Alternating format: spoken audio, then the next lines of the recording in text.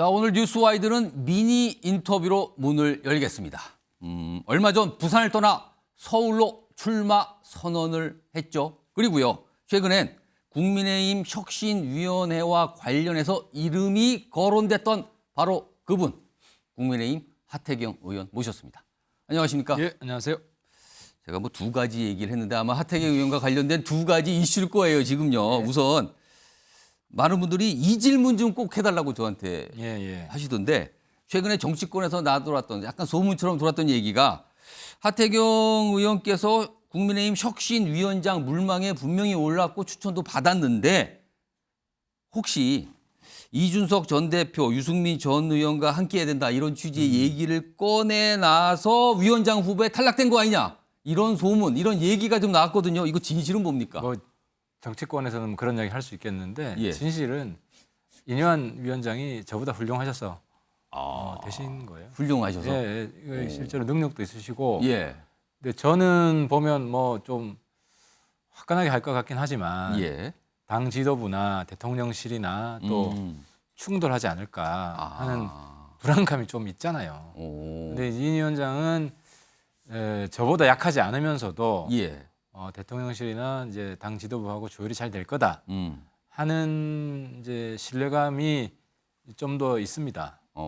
그래서 저는 잘 됐다고 생각합니다. 저 잘 됐고. 혹시 섭섭한 생각은 좀 안 드셨어요? 전혀 없고요. 예. 어쨌든 이제 물론 제가 해도 예. 뭐 잘 되겠지만 훨씬 더 잘할 수 있는 분이 맡았기 때문에 예. 저도 물밑에서 예. 원래 또 제가 친분이 있습니다. 오. 그래서 열심히 지금 지원 사격하고 물밑에서 도와드리고 있습니다. 지금 이뇨한 위원장이 혁신위원을 찾고 있어요. 근데 최근에 이게 오늘 나온 얘기 같은데, 천하람 당협위원장, 국민의힘 소속인 천하람 위원장이 하태경 의원을 혁신위원으로 추천했어요. 그 자리에 적합하시면.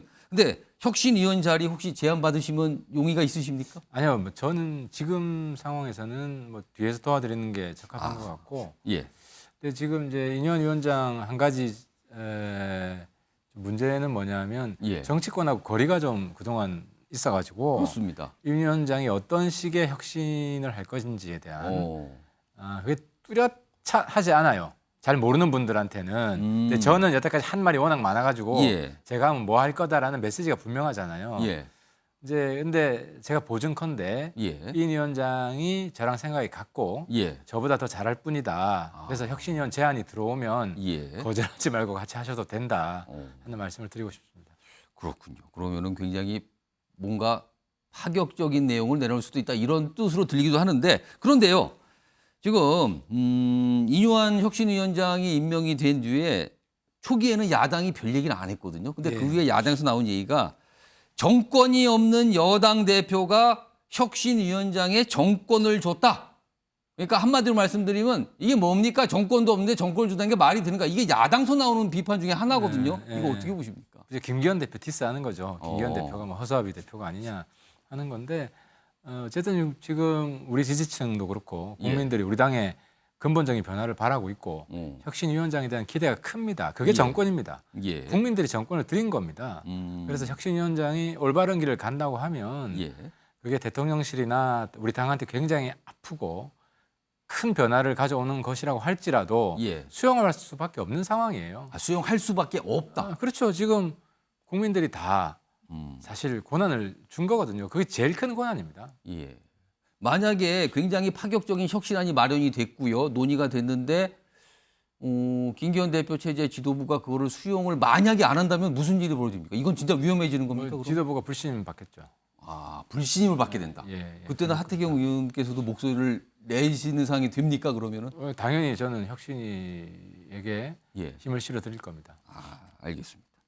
혁신이와 관련해서 이 질문주 좀 하나 제가 준비했는데, 지금 아까 이뇨한 혁신위원가 아직 무엇을 할지 이게 국민들은 잘 모른다. 정치권과 그동안 거리가 있었던 인물이기 때문에 그렇다는 설명이 있으셨는데, 혁신위가 앞으로 해야 할 가장 중요한 거 딱 두 가지만 지금 얘기를 하신다면 어떤 게 있습니까?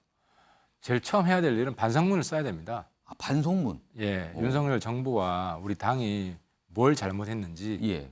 그러니까 우리가 잘못한 것을 명확히 알고 있는지 국민들이 궁금해하고 또 우리 당 사람들도 궁금해합니다. 그러니까 이제 잘못한 것이 무엇인지 사람마다 시각차가 있을 수 있잖아요. 예. 그래서 이걸 먼저 발표를 해야 예.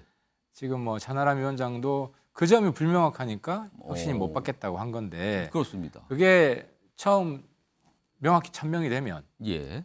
아마 그리고 공감이 되면 아마 혁신위원 많이 하려고 그럴 겁니다. 그래서 빨리 좀 발표했으면 좋겠는데 반성문. 이 위원장이 좀 상황을 파악하는데 실태를 예. 파악하는데 조금 시간이 걸리는 것 같습니다. 그럼 반성문을 일단 가장 먼저 해야 되고 그 다음에 구체적인 내용을 만들어야 되잖아요. 그게 그거는 두 어떤 게 가지죠. 있습니까? 이제 반성문에는 이제 정책 잘못한 거 예. 하나가 들어갈 거고 그동안 이제 인사 관련해서 잘못한 거 어. 들어갈 텐데 인사 관련해서는 지금 우리 당 기류가 그래요. 이준석은 봐줄 수 있겠지만 유승민은 안 된다. 아. 뭐 이런 기류가 있는데 그렇습니다. 진짜 전 배부른 소리라고 말씀드리고 싶습니다. 오. 뭔 이야기냐면 어쨌든 윤석열 정부 1년 6개월 동안 우리가 확인한 것은 예. 친윤 단독 정부로는 결코 총선 이길 수 없다. 예. 이게 확인이 된 거예요. 혼자서 못 이기면 연합을 해야 됩니다. 예. 그럼 일단 우리 당 안에 있는 사람하고도 연합을 못하면 예. 어떻게 총선 이기겠어요? 오. 그러면 연합을 아무리 싫어도 예. 개인적으로 미워도 우리 당 사람입니다. 그리고 어느 정도 지분이 있어요. 여론조사에 나오잖아요. 예. 유승민, 이준석 신당하면 얼마 나온다. 예. 그래서 이제는 친윤 비윤 연합 정부로 가야 됩니다. 예. 정부도 아. 당도 당 지도부도 친윤 비윤 연합으로 가야 되고 혁신위도 그렇게 가야 됩니다. 아. 그래서 여기에 있어서 근본적인 발상의 전환이 있어야만 예. 우리 당의 혁신도 가능해지고 총선 승리의 길도 열리고 예. 윤석열 정부도 오. 성공할 수 있고 그래서 여태까지 친윤 독점이었는데 예. 어쨌든 연합으로 가야 된다. 앞서 반성문 얘기 끌으셨는데 그중에 반성문에 들어갈 내용 중에 하나가 인사 관련돼서 약간 잘못된 부분도 그런 것도 다 반성문에 포함되어야 되는데 근데 인사 관련된 건 또 이게 대통령실하고 관련이 있잖아요. 그러면 이게 대통령실의 반성과 같이 간다는 뜻입니까? 그렇죠. 가장 큰 게 사실 이번 보궐선거 국민들이 심판한 예. 심판 대상의 가장 큰 몫은 대통령이시죠. 아. 대통령이 그리고 국민들이 가장 크게 실망한 것도 왜 예. 뜬금없이 이념 정치를 하시냐. 아. 반국가 세력, 북한 뭐 우리하고 비교도 안 되고 상대도 안 되는데 예. 그리고 민주당이 반국가 세력인 것처럼 오도하게끔 예. 하셨고 그래서 그건 대통령 본인도 당신도 저는 반성하고 있다고 봅니다. 예. 그래서 바로 선거 끝나자마자 민생 관련해서 중요한 예. 보건의료, 의대 그 정원 확대 예. 증언 확대. 이런 문제도 꺼내셨고 또 민생 관련한 여러 가지 고민들을 하시는 걸로 알고 있고요. 근데 이제 정책은 큰 폭의 변경이 저는 가능할 거라고 보는데 예. 걱정되는 거는 통합. 우리 그 이뇨한 위원장이 통합과 희생을 이야기했잖아요. 그렇습니다. 그게 인물 관련된 건데 예. 통합의 가장 중요한 대상이 유승민, 이준석이거든요. 그러니까 풍을한 말을 안 하겠습니다. 손을 잡아야 된다. 연대해야 된다. 이분들 지분을 인정을 해야 된다. 세력이 있다는 거죠. 예. 이게 냉엄한 현실이다. 친윤 단독 정부로 결코 성공할 수 없고 총선에서 지면 예. 아마 역대 대통령 중에 대국민 약속, 공약 가장 못 지킨 대통령으로 기록될 겁니다. 총선을 위해서라도 품을한 얘기는 안 하겠다. 그러나 최소한 손을 잡아야 된다. 이 말씀인데. 자, 이제 총선 관련해서 부산이 아닌 서울로 출마하겠다. 내년 총선에. 이런 선언을 하셨거든요. 근데요. 당시 그 선언을 했을 때 굉장히 많이 주목을 받았고 이게 분위기가 뭔가 그쪽으로 가나 보다 했는데 국민의힘 내부에서 후속 도전이 안 나오고 있어요. 이거는 어떻게 봐야 됩니까? 뭐 국민들이 볼 때 저는 친윤이 아니라고 보시잖아요. 친윤이 아니다. 그렇게 보시잖아요. 뭐 비윤이라고 칩시다. 근데 예. 비윤마저도 윤석열 정부 성공을 위해서 어쨌든 사직생의 각오로 몸을 던졌는데 예. 이 정도면은 친윤 쪽에서도 적어도 한 명은 나와야 되지 않겠습니까? 근데 아직까지 소식은 없는데. 저는 대통령도 크게 실망하고 있을 거라고 봅니다. 왜 아무도 손을 안 들고 있는가? 대통령이 그렇게 이뻐하지 않는 친구도 당을 위해서 윤석열 정부 성공을 위해서 예. 뭘 던지는데 자기랑 같이 했던 그런 동지들은 왜 조용히 있느냐. 굉장히 이제 큰 실망을 하고 있을 거라고 봅니다. 아까 친윤 최소한 한 사람이라도 좀 수도권 출마, 서울 출마 좀 선언 좀 했으면 좋겠다 말씀하셨는데 혹시 누군가를 떠올리시면서 한 특정인을 얘기입니까? 이야기하는 건 정말 신뢰고 예. 결례기 때문에 그 말씀은 안 드리고. 근데 혹시 머릿속엔 떠오르십니까? 그건 아니고요. 예, 알겠습니다. 예, 예. 그러면 좀 넓은 범위에서 말씀하신 예. 걸로 이해하겠습니다. 서울 출마 도전을 했기 때문에 아마 하태경 의원께서도 이 질문 많이 받으실 거예요. 그럼 구체적으로 지금 서울에 있는 지역구가 많은데 그렇죠. 수십 개가 있는데 그중에서 좀 염두에 둔 곳이 있는가 어딘가 이걸 또 질문은 나오는데요. 이제 기준은 정했는데 예. 가장 큰 기준이 이제 동반 상승 시너지 효과, 동반 상승 효과. 예. 동반 상승 효과가 딴 게 아니라 우리가 대선에서 이길 수 있었던 게 그동안 우리 지지층이 아니었던 2030이 우리를 도와줬잖아요. 그렇습니다. 근데 지금 그게 많이 빠졌어요. 예. 그래서 다시 이걸 회복할 수 있는 그래야 우리가 수도권 선거에서 한번 해볼만 하거든요. 예. 그러니까 2030 지지율을 가장 올릴 수 있는 예. 그런 명분과 예. 지역 어. 이걸 지금 살펴보고 있고요. 예. 그래서 그러면 좀 팀 플레이도 해야 되지 않겠습니까? 그렇죠. 그래서 2030 지지율 상승, 동반 상승 효과, 예. 팀 플레이 세 가지 요건을 가지고 예. 여러 군데를 지금 살펴보고 있습니다. 아직 결정은 못했습니다.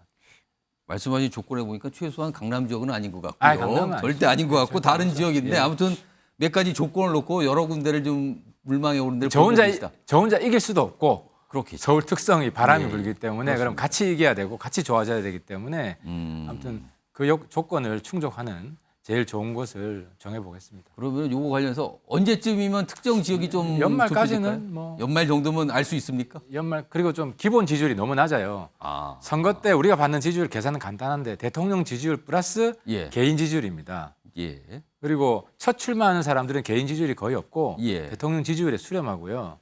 근데 대통령 지지율이 한 40%는 돼야 개인 지지율 있는 사람은 해볼만 합니다. 예. 얼마 전에 나온 대통령 지지율 25%. 이건 아예 아마 영입도 안 되고요. 그 정도면 그리고 서울에 출마하는 사람도 제대로 된 좀 괜찮은 사람도 예. 안 올 겁니다. 아. 이길 가능성이 없기 때문에 그래서 기본 지지율을 올리는데 좀 시간이 필요합니다. 지금 대통령 지지율 얘기했는데 사실은 30%대 초반 뭐 어떤 조사에서는 30%까지 나온 그건 것도 전국 있었어요. 평균이죠. 예, 전국 평균이. 서울은 더 낮기 때문에 이거 윤석열 중요합니다. 대통령 지지율을 올려야 이제 총선도 용이하게 되는 상황인데 이거 지지율을 끌어올릴 수 있는 어떤 방법 이런 거 좀 조언하실 게 있습니까? 그게 아까 이제 이뇨한 위원장이 이야기한 거랑 똑같습니다. 인물에 있어서 통합과 희생 예. 그리고 정책에 있어서 이념 정치가 아니라 민생 정치로 바꾸시고 또 이번에 사우디 간 것도 좀 되게 좋게 보는데 21조 그리고 지금 중동 전쟁이 일어났기 때문에 에너지 위기가 올 수 있거든요. 그래서 에너지를 사우디 석유 창고를 여기 하나 만들었습니다. 한국에. 예. 이건 굉장히 우리 에너지 가격 안정화시키는 데 도움이 되고 이런 건 저는 참 잘하시는 일이라고 봅니다. 마지막 질문인데 이것도 아마 불편할 수도 있는데 부산을 지역구를 떠나시기로 했잖아요. 예, 예. 그걸 놓고 이제 정치권에서 이러쿵저러쿵 뭐 온갖 말들이 그동안 있었는데 부산 쪽에 대해서 공천 또는 본선에서 별로 자신이 없으니까 서울로 가시는 거 아닙니까? 이 질문도 여전히 있거든요, 사실은. 아마 많이 받으셨을 거예요. 많이 받았어요. 뭐라고 답을 좀 해주실까요? 그래도 서울보다 부산이 낫죠. 아니 가능성이 없는 건 그래도 부산이 낫다. 훨씬 낫지. 서울보다. 아니 가능성이 제로인 것도 아니고 제 지역에 다니는 사람이 한 명도 없어요. 한 명도 없어요. 내가 출마 안 한다 그러니까 이제 나오기 시작했고. 근데 아무튼 제일 중요한 거는 우리 당의 혁신이 되려면 예. 우리 당이 영남 정당에서 수도권 정당이 돼야 되고요. 수도권 정당으로 바꾸기 위해서 누군가의 예. 좀 깃발이 필요했다. 예. 전 제 역할이 그거라고 생각했던 겁니다.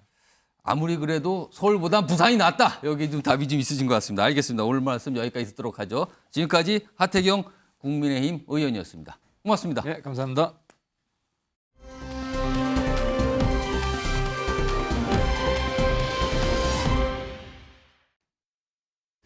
제가 여기에 온 것은 제 얼굴 자체가 좀 다르잖아요.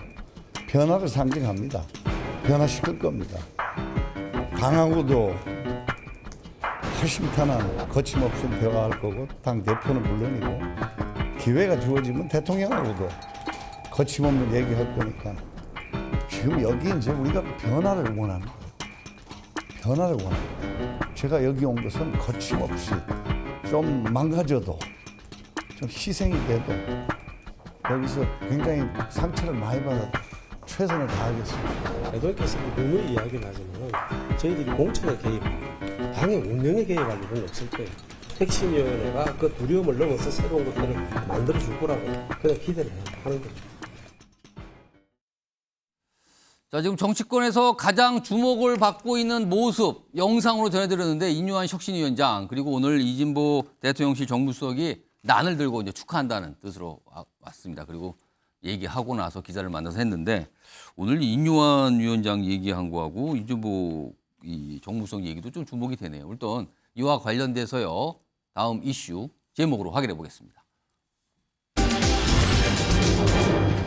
자, 인요한 혁신이 때리는 까닭. 누가 혁신이를 때리는 걸까? 이렇게 제목이 좀 붙어 있는데요.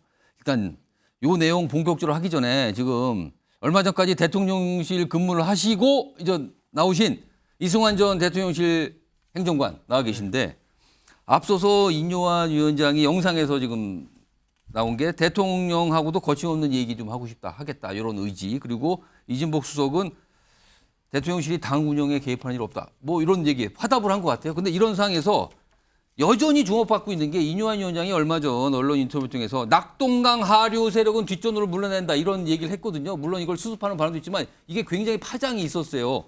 그런데 이 뜻은 누가 봐도 텃밭인 영남, TK, PK 쪽 의원들을 겨냥한 거라 이게 다 해석이 되고 있거든요. 근데요, 혹시 인요한 위원장의 이런 생각과 대통령실의 희망이 겹치는 거 아닙니까 혹시요? 저도 이 발언 보면서 이제 마지막엔 마무리를 농담도 못하냐 이렇게 하셨는데 예. 때론 명망가의 위트가 정치권에 오면은 덫이 되기도 하거든요.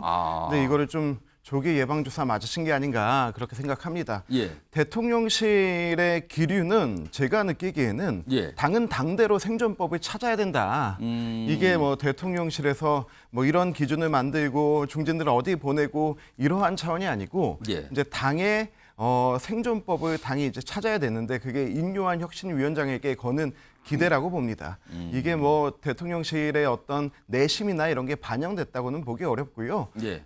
그런데 다만 이제 여기에서 이제 움찔하고 계시는 또 의원님들 계실 거라고 생각합니다. 아마도요, 아마도. 네네네.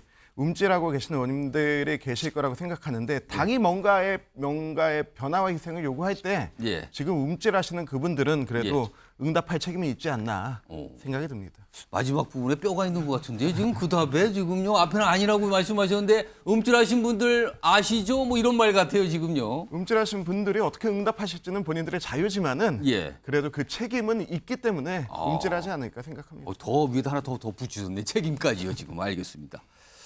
아무튼 최근에 좀 이 주목받은 발언이라서 그 관련 질문 드렸고요. 아까 제목과 관련된 누가 지금 혁신이를 때리는 까닭은 무엇인가 이거였는데 일단 오늘요. 지금 인요한 위원장이 혁신위원들 찾고 있거든요. 빨리 구성을 해야 돼요. 근데 이분은 거절을 했다 그러네요. 제안이 왔는데 들어보겠습니다. 제가 들어가서 김기현 대표 뭐 그냥 시간벌이하는 뭐 허수아비 혁신위원 같이 활동하게 될 위험성이 있는데 저는 뭐 김기현 대표 시간 버는 어떤 허수아비 혁신위원을 할 생각은 전혀 없습니다. 허수아비 혁신에 저 그런 거 관심 없거든요. 이런 뜻이거든요. 이런 생각과 같은 맥락일까요? 김종인 전 비대위원장. 뭔가 혁신에 대해서 약간 평가절하 또는 혹평으로 들리는 얘기를 꺼내놓았습니다. 들어보시죠. 과연 한국 정치가 이 정도까지 타락을 했느냐 하는 이런 생각이 들었다고. 면표용으로다가 혁신위원회라는 것을 지금 만들어가지고 출발을 시키는데 과연 혁신위원장을 누구를 시킬 거냐 가지고 이 사람 저 사람 가지고 여러 가지 고민을 하다가 안 되니까 결국은 인요한 교수 기상천외 발생을 해가지고서 김기현 대표뿐이 아니라 그 위에 대통령까지 있다 이런 얘기예요. 예. 그러니까 혁신위원회의 행동 방향이라는 것은 작을 수밖에 없어요. 예. 아니 무슨 한국 정치 타락했다 기상천외하다 뭔 행동 반경이 있느냐 없다 뭐 이런 얘기까지 꺼내놨거든요. 김성환 수사평론가 나와 계신데요. 김종인 전 위원장이 혁신위에 대해서 완전 평가절했는데 글쎄요 왜 이렇게까지 얘기할까요? 일단 한국 정치의 냉혹한 현실을 누구보다 잘 알고 있다. 그걸 지적한 것이다 이렇게 생각하는데요. 예. 방금 전에도 인터뷰에 나온 것처럼 행동 반경이 얼마나 되겠느냐 이렇게 얘기를 했거든요. 그러니까 김기현 대표가 이번 선거를 보궐선거를 진두지휘했잖아요. 일단 물론 이제 그 뒤에 윤석열 대통령이 공천하는 과정이 있긴 했지만 그럼 선거에서 패배했으면 김기현 대표가 책임져야 되는데 갑자기 난데없이 국민적 인지도도 높고 또 한 분야에서 의료 분야에서 전문성을 가지고 있는 인사를 불러다 놓고 예. 일종의 얼굴 마담시키듯이 책임 전가를 하고 있는 것 아니냐. 아, 이것 자체가 책임 회피를 하려고 하는 한국 정치의 민낯을 그대로 보여주는 것 아니냐. 이런 부정적인 인식이 있는 것 같고요. 그러니까 더 중요한 것은 윤석열 정권에 대한 부정적인 평가가 너무 높다고 하는 점들을 오늘 인터뷰에서도 쭉 지적했더라고요. 근데 김종인 전 비대위원장은 그동안에 비대위를 맡을 때도 항상 얘기를 했던 거지만 예. 경제와 민생을 제일 중요하게 생각했습니다. 근데 윤석열 대통령 가치 이념을 계속 강조해 왔잖아요. 예. 근데 김종인 전 비대위원장 한번 보십시오. 2011년 그때 그 박근혜 비대위 때 합류했을 때는 경제민주화 내세웠잖아요. 예. 그러니까 재벌 개혁을 화두로 내세워서 결국은 이제 대선에서 승리했단 말이에요. 3년 전에 그때 비대위 다시 맡을 때 따뜻한 보수 얘기했어요. 예. 그때도 또 혹시 경제하고 복지 얘기했거든요. 그러니까 이런 것처럼 이렇게 해야 중도 확장성이 있다고 생각을 하는데 윤 대통령은 정반대로 갔다. 예. 그리고 심판론이 너무 높은 선거에서 과연 이 정도 행동 반경을 가지고 있는 혁신위로 뭔가 쇄신하는 이미지를 만들 수 있겠느냐. 예. 나는 그거 안 된다고 본다. 이런 아주 냉정한 평가를 했다고 생각합니다. 자, 정태근 전 의원 나와 계신데 혹시 김종인 전 비대위원장이 뭔가 섭섭한 게 있는 걸까요? 아니면 이거 어떻게 이해해야 됩니까? 섭섭한 거보다도요. 예. 비대위원장으로서 최대의 전문가가 김종인 위원장 워낙 아니겠어요? 뭐 직업이 비대위원장 아니냐는 소리도 있었죠. 근데 이제 총선을 6개월 앞두고 지금 이제 탈락했다라는 게 누구를 이제 지명해서 얘기하는 것이 아니라 예. 총선을 6개월을 남겨둔 상황에서 총선에 승리하기 위해서 면모를 바꿔야 되는데 예. 그것이 아니라 실질적으로 책임져야 될 사람들은 책임지지 않으면서 혁신위원회라는 걸 만들고 또 거기에서 혁신위원회가 정한 내용들을 최고위원회가 의결을 해야 되고 예. 그리고 지금 당의 관계는 대통령 눈치를 보는 관계고 오. 이렇게 한다라는 것은 실질적으로 애시당초부터 혁신을 할 의지가 없는 것이 아니냐. 예. 그렇기 때문에 이제 책임질 사람들이 책임을 못 진다라는 의미에서 예. 안 지고 있다는 의미에서 탈락했다고 말씀을 하시는 거고요. 아마 이제 인용환 위원장에 대한 기대보다는 그러한 구조에 대한 문제가 더 클 텐데 아마 이제 인용환 위원장이 수락을 한 다음에 예. 처음에 통합 얘기했다가 또 뭐 마누라 아내 다 바꿔 예. 빼고 다 바꿔라고 얘기했다가 또 낙동강 하류 얘기하는데 예. 아마 이제 이분이 의사니까 나는 진단이 나오는 대로 무조건 당이 그것을 받아줘야 혁신위원장을 계속 하겠다.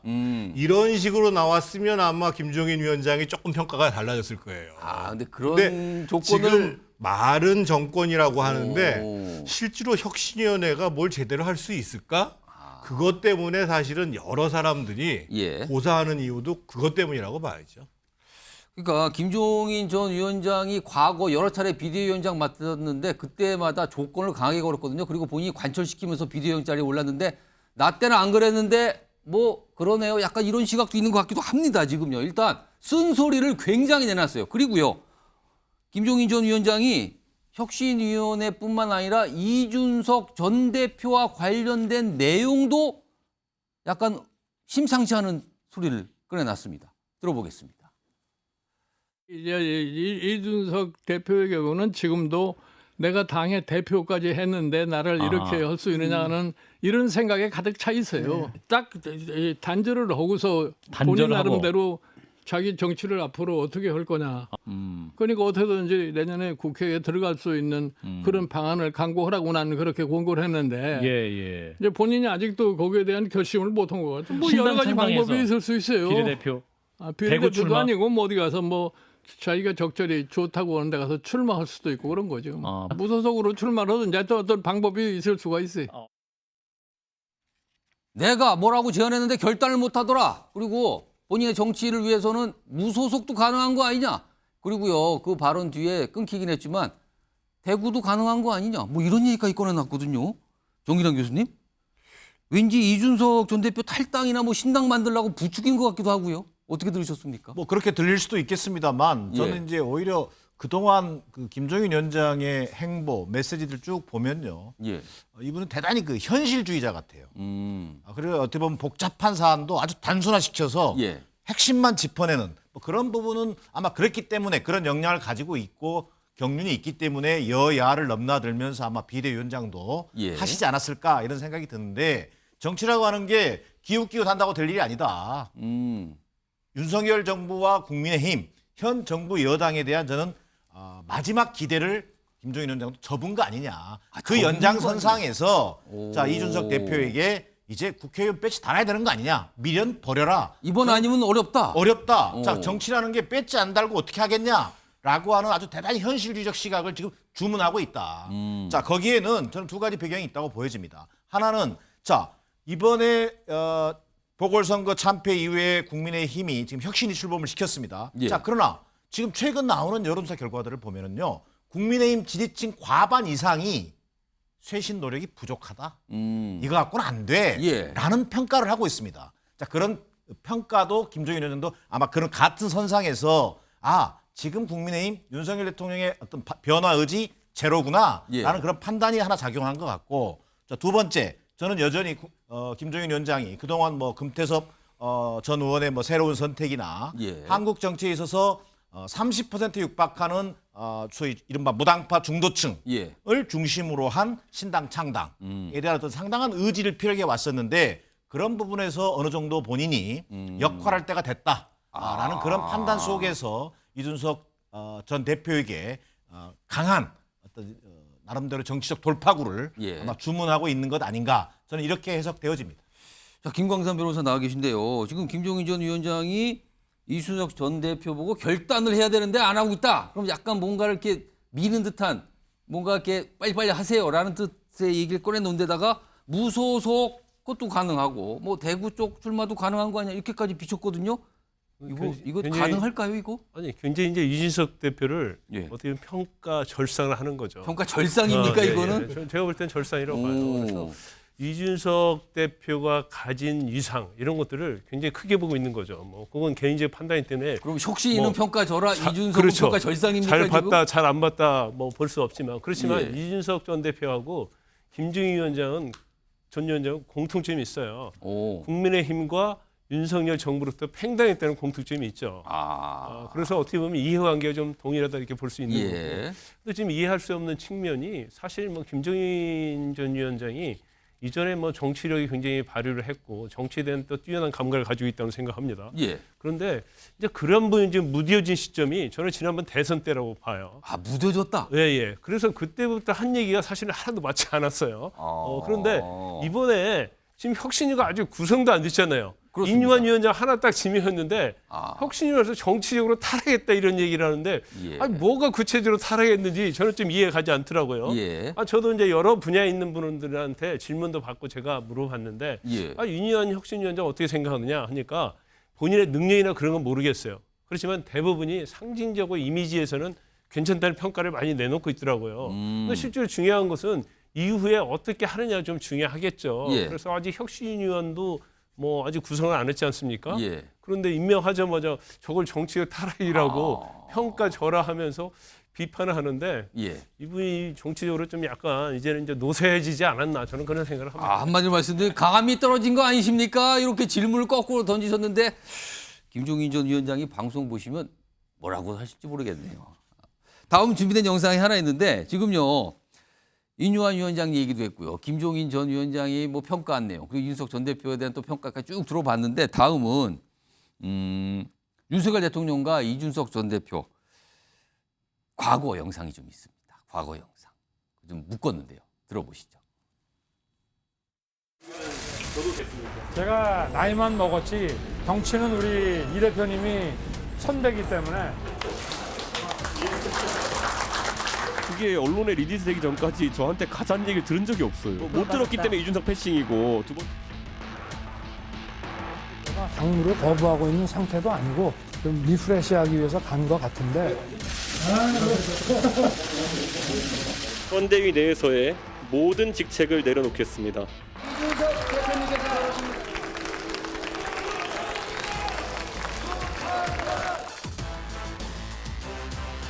한쪽으로는 저에 대해서 하는 사람을 대통령 만들기 위해서 당대표로서 열심히 뛰어야 했던 제 쓰린 마음이 윤석열 대통령과 이준석 전 대표의 관계를 좀 보여줄 수 있는 영상인 것 같아요. 이승환 전 행정관. 네. 아까 정기랑 교수께서 살짝 그 부분을 짚어주셨는데 혹시요. 지금 김종인 전 비대위원장이 지금 우리가 들었잖아요. 혁신위원회에 대한 얘기, 이준석 전 대표에 대한 평가까지 좀 얘기 들었는데 혹시 이준석 신당 창당이 만약에 생기는 과정으로 간다면 김종인 전 비대위원장이 어떤 중요한 역할을 하겠다는 그런 게 내용이 좀 깔려 있는 걸까요? 저런 평가에? 김종인 전 비대위원장만큼 킹메이커라는 이름이 잘 어울리는 정치인은 없을 거라고 생각하고요. 그렇습니다. 그리고 당을 떠나서 한국 정치의 원로이시고 어떤 얘기든 귀담아 들어야 된다고 생각하는데 예. 우리 김정인 위원장께서 예전에 민주당 그 비대위원장 맡으면서 가장 총선을 성공적으로 이끄셨을 때 보이셨던 첫 번째 행보가 이해찬 대표하고 정청래 의원의 공천 컷오프 시킨 거 아니었습니까? 그렇습니다. 그러한 파격이 있어야만 이 난계를 타개할 수 있다라고 보시는 것 같은데요. 본인의 좀 마지막 무대를 좀 만들고 싶으신 게 아닌가 하는 그런 모습이 있습니다. 그런데 본인의 마지막 무대가 아니고 이제 그 총선을 통해서 진짜 정권을 새롭게 잡고 시작해야 되는 윤석열 정부의 새로운 시작과 좀 새 시대의 시작을 좀 보여주셨으면 하고요. 저도 오늘 발언 중에 굉장히 뭐 당이 타락했다, 정치가 타락했다라고 하는 정치가 타락이에요. 네, 이 발언을 좀 굉장히 충격적으로 들었습니다. 그래서 뭐 당에 대한 비판 이런 거 얼마든지 받아들일 수 있는데 지금 혁신위는 시작일 뿐이고 총선 트랙에 올라탔습니다. 혁신이 시작하고 이제 인재 영입이 시작하고 총선 기획단 시작하고 공심이 시작하고 선대위 시작하면 앞으로 남은 6개월의 시간 동안에 실제 선거능 뛰는 한 달을 빼면은 매달 새 얼굴들이 나와야 됩니다. 그렇겠네요. 예, 그러한 과정 가운데서 이렇게 처음에 너희 타락한 채로 시작하느냐 이 부분은 좀 그 보수 정당에 대한 사기를 많이 꺾어 놓으신 게 아닌가 생각하고요. 그 큰 어른으로서의 역할, 신당으로서의 역할이 아니고 큰 어르신으로서의 역할을 좀 해주시기를 부탁드리고 싶습니다. 정태근 전 의원. 그리고 이제 정치가 타락했다라는 말이 굉장히 강한 말이죠. 근데 이제 너무 그 문제에 대해서 어디 특정 정파나 뭐 특정 사람을 놓고 지금 얘기하는 것은 아닌 거고요. 그러니까 과거에 이제 저분이 비대위원장을 할 때 또는 비대위에 참여할 때 보면 2011년도에도 사실은 그 중간평가 성격의 보궐선거가 있을 때 왕창 졌어요. 그 당시 한나라당이. 그래가지고 다름 아닌 홍준표 대표 체제 때 홍준표 대표가 물러났어요. 그러고 난 다음에 박근혜 비대위 체제가 만들어지고 그때 참여하신 거거든요. 그래서 적어도 정치라는 것이 국민들을 상대로 정치를 할 때에는 책임감 있는 모습들을 봐야 되고 책임질 사람이 책임져야 거기서부터 정치는 다시 시작한다.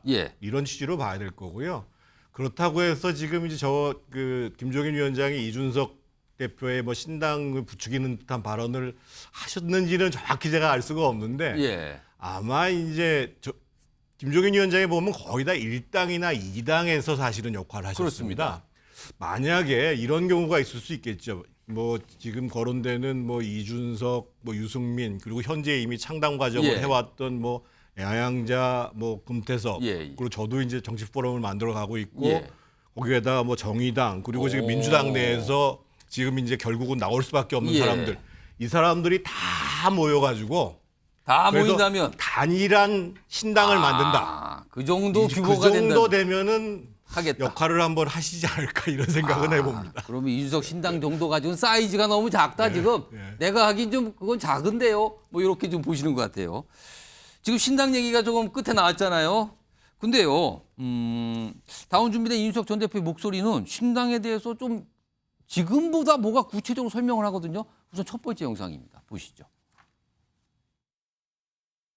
당연히 배제하지 않고 가는 거죠. 그건. 적어도 제가 유승민 의원님은 상의하고 있지 않습니다. 이준석 중심의 신당은 전혀 근거 없는 당설입니까? 준비하고 있지도 않고요. 그런데 제 입장에서는 배제하지 않고 있습니다.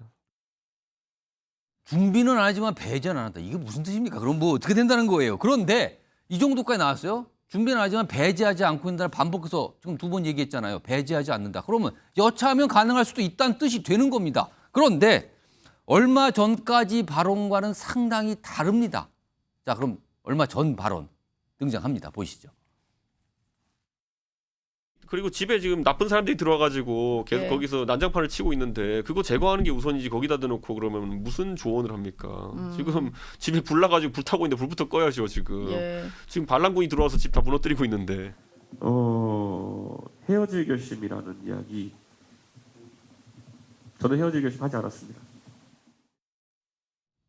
그러니까 오늘 배제하지 않는다는 거하고 헤어질 결심 안 한다. 그리고 지금 당을 뭐 수습하는 게 뭔지 무슨 소리입니까 지금? 이거 좀 결이 다르거든요. 이거를 어떻게 봐야 되나? 김광선 변호사? 이게 얼마 전에 눈물의 기자회견을 할 쯤만 해도 헤어질 결심 없다라는 걸 강조했단 말이에요. 근데 이거 입장이나 상이 바뀐 걸로 보이십니까 지금? 근데 정치는 워낙 생물이라서요. 예. 경우에 따라서는 정치인들의 특징은 이득을 위해서 이제 수단과 목적을 방법을 가리지는 않아요. 근데 생물치고 너무 짧은 기간에 잘한 거 아닙니까 지금? 이제 짧은 기간에만 변화가 좀 있다고 보이는데 저는 눈물의 기자회견할 때 이 예. 마음속에 예. 뭐 신당이 됐건 무소속이 됐건 국민의힘을 떠나야겠다는 그러한 생각을 하고 기자회견을 했을 거라고 봐요. 그게 최소한 신당까지 모르겠지만 탈당 정도는 분명히 생각한 거다. 그렇죠. 직격을 했잖아요. 대통령 직격했잖아요. 국민의힘 직격하고 그러면 저 상태에서 과연 국민의힘에 남아 있을 수 있겠습니까? 그럼 본인은 어느 정도 이제 그런 생각을 한 거예요. 그렇지만 그거 자체를 갖다 노골적으로 하기에는 명분이 없어요. 이거 탈당을. 그럼 탈당을 위한 뭐 탈당 이후에 신당을 만들 수도 있고 안 만들 수도 있지만 탈당을 한 명분은 이제 축적 과정이라고 저는 그렇게 봅니다. 그래서 사실 뭐 이준석이랄지 천하용인으로 예. 우리가 대표되는 이준석계라고 통하죠. 그렇죠. 보통? 이준석계 입장에서 보면 지금 혁신위 자체를 굉장히 눈여겨 보고 있을 거예요. 물론 이제 혁신위가 성공한 사람은 별로 없지만 예. 만에 하나라도 저런 혁신위에 어떤 성과가 있으면서 국민의힘 지지도나 윤 정부의 지지도가 올라가면 예. 그것은 이준석 전 대표한테는 치명적이 되는 거죠. 그러면 탈당이랄지 신당을 만들 수 있는 명분이 되지 않는 거예요. 예. 그렇기 때문에 본인 입장에서는 뭐 혁신이 이렇게 잘 되기를 바라지는 않을 것이다. 저는 개인적으로 봐요. 속으로는 혁신이 잘 되는 거 별로라고 생각할 것 아니, 같다라는 분석까지 나왔어요. 이제까지 어떤 비판이나 비난이 정말 국민의 힘을 위한 것이었다고 한다면 예. 혁신이 잘 되기를 바라는 게 맞죠. 그리고 혁신이가 어떻게 혁신인가를 지켜보겠다 이렇게 가야 하는데 예. 사실 거기에 대한 언급이 없거든요. 그거 자체는 사실은 어떤 국민의 힘이 잘못됐을 때 자기의 유상이 높아지고 예. 경우에 따라서 신당 안 만들어도 국민의힘이 자기에게 콜을 할 수밖에 없고 이제 그런 상황을 이준석 대표는 기다리다가 그게 아니라고 한다면 이제 딴 길을 가를 수 있다라는 것을 지금 머릿속에 두고 있다 이렇게 봅니다. 정기환 교수님, 이준석 전 대표의 이 가슴 속에 마음 속에는 지금 탈당, 신당 막 이게 꿈틀꿈틀 잘하고 있습니까? 어떻게 보세요? 저는 그럴 거라고 봅니다. 근데 이게 오버랩 되는데요. 오늘 이제 김종인 위원장 아까 언급됐지 않습니까? 예. 김종인 비대위원장 미련을 버려라. 라고 하는데 이준석 전 대표 자 신당 창당 관련해서 한 발 내딛는 발언을 한 거라고 배제 안 한다. 배제 안 한다는 얘기는 한 발 더 나온 거예요. 자 얼마 전 재보선 참패 이후에 이준석 대표가 소위 눈물의 기자회견을 했습니다. 예. 저는 마지막 사실상 이별 통보였다고 보여집니다. 자 그리고 또한 이 혁신위에 대해서도 예. 자 보궐선거 참패 이후에 혁신위 구성은 무늬만 혁신이고 이건 말 그대로 김기현 이기 체제를 그냥 봉합하겠다라고밖에 안 되는 그런 평가가 이미 끝난 것 아니겠느냐. 예. 그런 맥락에서 본다면 벌써 이제 찬바람 불기 시작했습니다. 예. 자, 총선 6개월 전 임박해 갑니다. 예. 더 이상은 머뭇거릴 수 없는 상황으로 가고 있다. 자, 그런 맥락에서 한 발 더 내딛은 걸로 봐야 될 것 같고요. 자, 그리고 만약에 이준석 전 대표가 실제 어떤 결심을 하게 된다면 20대, 20, 30대, 그다음 중도층, 수도권에는 저는 상당한 파괴력을 보일 가능성이 있다. 그것은 여야 막론하고의 문제다. 그런 맥락에서 이준석 전 대표에 대한 호불호를 떠나서 이준석 대표의 신당 창당 의지는 한 발 앞서 나가고 있는 상황으로 보여집니다. 자, 그럼 전제 가정을 해보겠습니다. 지금 정기란 교수님의 분석처럼 한 발 앞서 가고 있다, 신당 쪽으로. 자, 그걸 전제로 하게 되면 다음 목소리는요. 그런데요, 그게 잘 될까요? 이렇게 또 보시는 분이 있더군요. 들어보겠습니다. 이준석 대표의 가치는 비교적 올드하다고 느껴지는 국민의힘이 있기 때문에 대조가 되는 겁니다. 나가서 이준석 대표만 있는 신당을 만들면 네. 컬트 정당이 될 거라고 생각합니다. 컬트 정당. 김성환 평론가도 혹시 컬트 정당이 될 거라고 전망하십니까 혹시? 그래서 뭐 부정적으로 평가하면 컬트 정당이라고 얘기할 수 있겠지만 한국에 아주 공고화되어 있는 양당 구도를 어떻게 깨느냐. 예. 그 게임으로 인해서 한국의 정치 다양성을 추구할 수 있다고 하면 그것 자체로 의미가 있다 이렇게 반론을 제기하실 분들은 뭐 적지 않을 거라고 생각하는데요. 저는 이준석 전 대표는 굉장히 독특한 정치인이라고 생각해요. 예.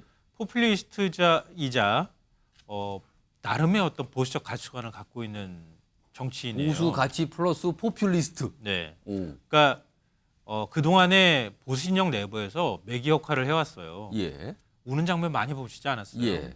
그리고 대선 기간 동안인데 대선 후보하고 막 맞짱 뜨고 막 뛰쳐나가요, 당을. 나가기도 하고 막 울기도 하고 자주 그랬어요. 막 흔드는 거예요. 이게 이준석의 존재 가치거든요.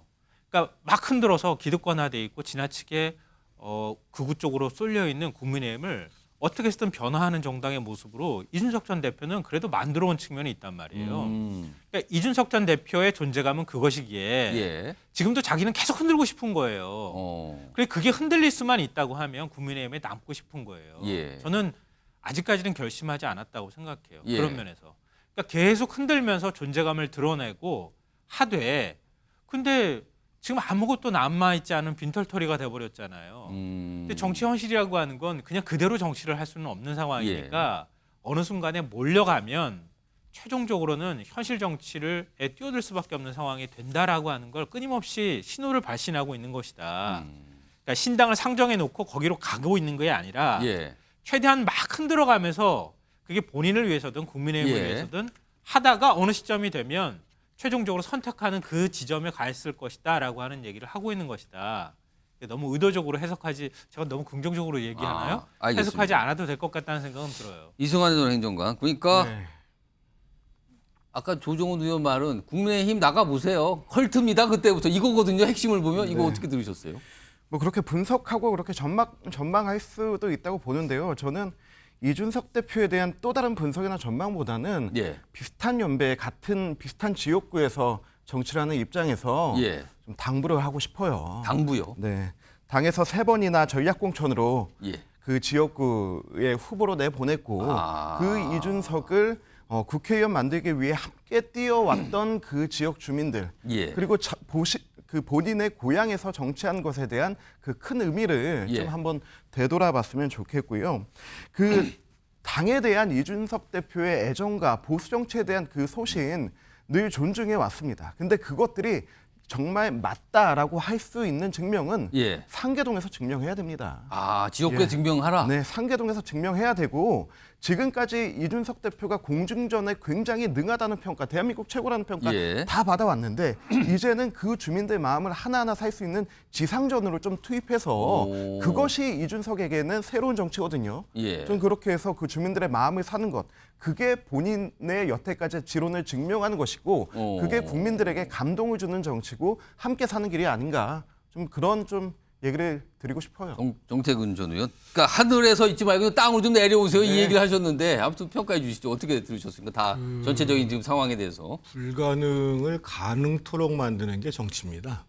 그래서 더더군다나 이제 총선이 6개월이 남았는데 한국 정치가 어떻게 갈지는 아무도 모르는 거고요. 그러니까 이준석 전 대표 혼자서는 뭐 그렇게 이제 획기적인 가능을 열기는 어렵더라도 아마 이제 지금 대한민국의 양당 구조를 넘어서야 된다라고 생각하시는 많은 유권자들이 존재하는 속에서는 이준석 대표가 스스로 이전의 모습과는 다른 형태로 변화하면서 그야말로 최대 연합의 정치를 하려고 그러면 이제까지는 주로 이제 부딪히는 정치를 했잖아요. 그러면 이제 다른 가능성이 열릴 수도 있는 거고요.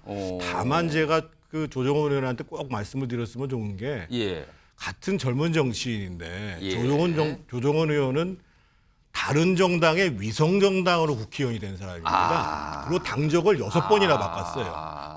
그런데 또 빠지를 단 위성 정당도 아니고 지금은 또 반대당에 와가지고 합치겠다고 또 얘기를 해요. 그러면 저런 얘기를 하기 전에 정말 정치인으로서 국민들한테 기대를 받으려고 하면 자신 스스로를 성찰하고 자신의 모습으로부터 정치가 어떻게 바뀌어야 됩니다.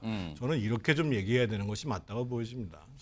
향후에 조정훈 의원을 뉴스와이드에서 혹시 인터뷰로 모실 수 있으면 제가 이 질문을 영상으로 좀 보여드리고 좀 해도 되지 않을까 싶기도 한데 알겠습니다. 아무튼 순수했어요. 지금 본인이 어떻게 의원 됐는지 아세요? 라고 지금 물어본 것 같습니다. 아무튼 그렇고요.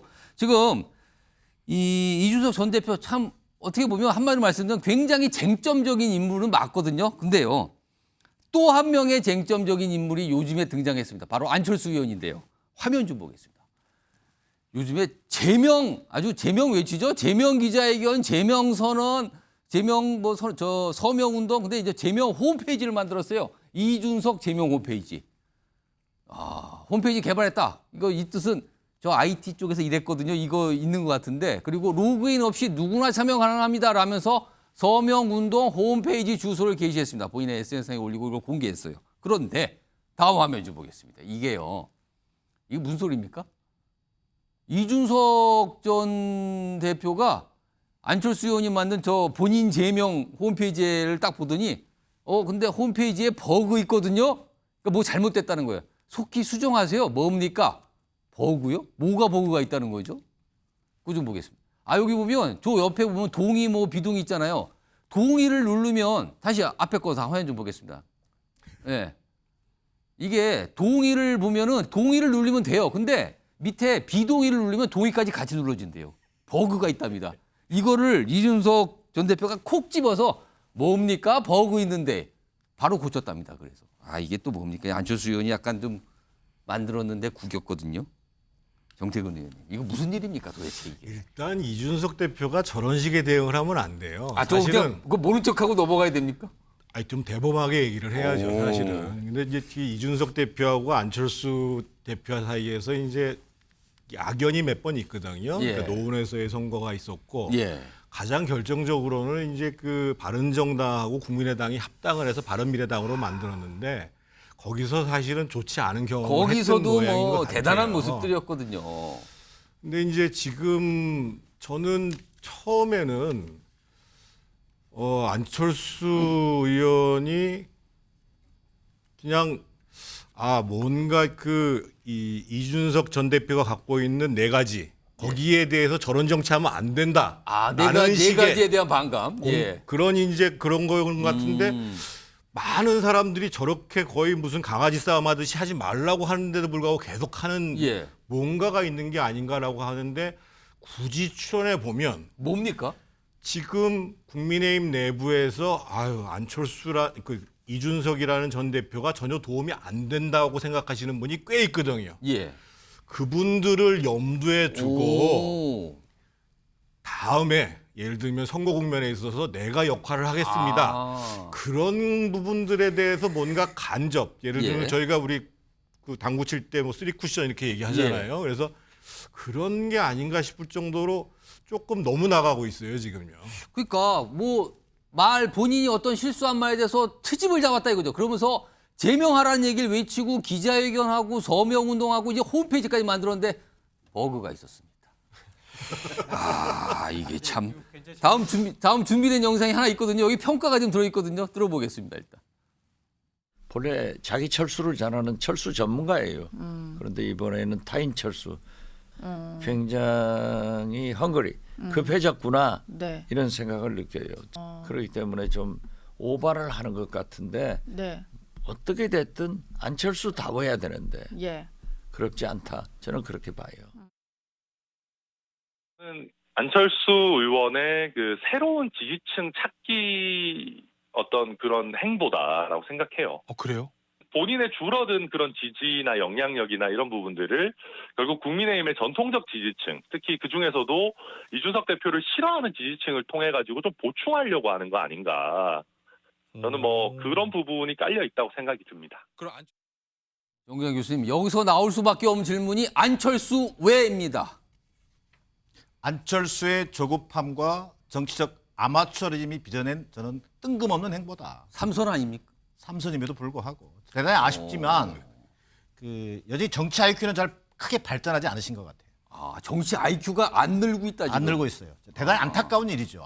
이 홈페이지 제목이 뭔지 아십니까? 안철수의 혁신, 이준석 제명운동이다. 깜짝 놀랐습니다 지금. 이준석하고 제명하고 붙어서 읽다 보니까. 이준석 제명을 알겠습니다. 이준석 제명운동이다. 이런 나는 정치가 어떻게 국민의힘 내부에서 진행되고 있는지에 대해서 안타깝다는 생각이 들고요. 저는 조급한 말씀드렸잖아요. 지금 안철수 의원이 저기 상계동 노원구에서 떠난 뒤에 분당 갑에 지금 안착했습니다. 그렇습니다. 자, 김은혜 전 의원의 지역구입니다. 예. 자, 이 분당에 굉장히 집착을 하신다는 얘기가 있어요. 오. 근데 안철수 의원 요즘에 보면 존재감이 거의 없습니다. 뭔가 어떤 본인의 어떤 지역구 사수 예. 또 나아가서 좀 전에 우리 정태훈도 잘 말씀해 주셨습니다만 전통적 지지층에 뭔가 소구하고 싶은 욕심 이런 조급함이 지금 앞서 있는 거 아닌가. 예. 저는 이런 생각이 들고요. 저는 안철수 의원이 아무리 급하시더라도 예. 저는 기본부터 철저히 하나하나 다져나가는 모습이 필요하다. 그걸 좀 충고를 좀 드리고 싶어요. 자, 안철수 의원이 지금 더 심각하게 받아들여야 했거든요. 국민의힘 지지층 내에서도 반향이 없습니다. 국민들 내에서도 큰 반향도 없습니다. 저런 뜬금없는 행보를 왜 계속 하시는 겁니까? 근데 결국 받아들인 게 뭡니까? 오늘 경실련이 발표했습니다. 뉴스 보셨는지 모르겠지만 21대 국회 상임위 출석률 맞아요. 있습니다. 자, 이 현역 의원 298명 가운데 꼴등이 누군지 아십니까? 안철수 의원입니다. 그래서 오늘 사과를 했군요. 그래서 입장을 그렇습니다. 낸 게. 정치의 기본부터 차근차근 해나가는 모습을 보여주는 게 필요하지 급한 마음에 시작하면 계속 오류를 반복할 수밖에 없다는 게 제 판단입니다. 이렇게 되면 이게 아까 이 방송 보신 분들은 기억나시는 게 정치 IQ가 안 느네요. 뭐 버그 뭐 이런 것만 기억하게 됐는데 김광삼 변호사. 예. 이준수 대표 지난번 눈물의 기자회견 때 아픈 사람은 얘기하지 않는다고 그랬잖아요. 그렇습니다. 그런데 관심이 많은 것 같아요. 저 홈페이지도 딱 세세하게 봐서 그렇죠. 관심은 많다. 나도 친절하게 버그도 잡아주고 그러니까 이 얘기 않는다고 했는데 관심이 많은 거예요. 그런데 물론 이제 처음 시작이 제가 볼 때는 이제 안철수 의원이 저는 잘못돼도 봐요. 어떻게 보면 굉장히 유치한 거거든요. 예. 근데 우리가 이제 싸움을 할 때요. 한 명이 막 화내고 공격하고 싸우면 되지 않거든요. 그렇죠. 치고받고 하니까 싸움이 되는 반응이 거예요. 나와야 싸움이 돼요. 그러면 안철수 의원은 사실은 대통령 후보까지 하고 삼선 의원 아닙니까? 이준석 대표는 정말 거대한 국민의힘의 당대표였던 사람이에요. 예.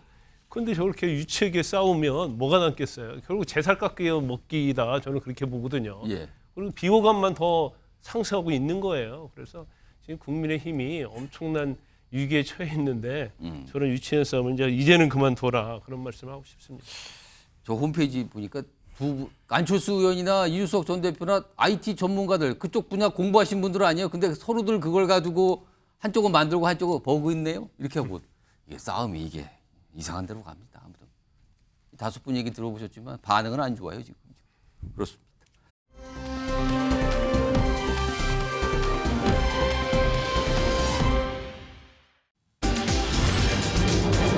툭하면 음모론. 왜일까? 음모론이요. 음모론이라면은 무슨 음모론을 말한 걸까요? 일단 영상이 하나 있는데 어제 패널로 여기 한 분인 민주당 소속이신데 출연을 좀 하셨거든요. 근데 살짝 그런 취지의 얘기를 좀 꺼내셨어요. 영상으로 확인해 보겠습니다.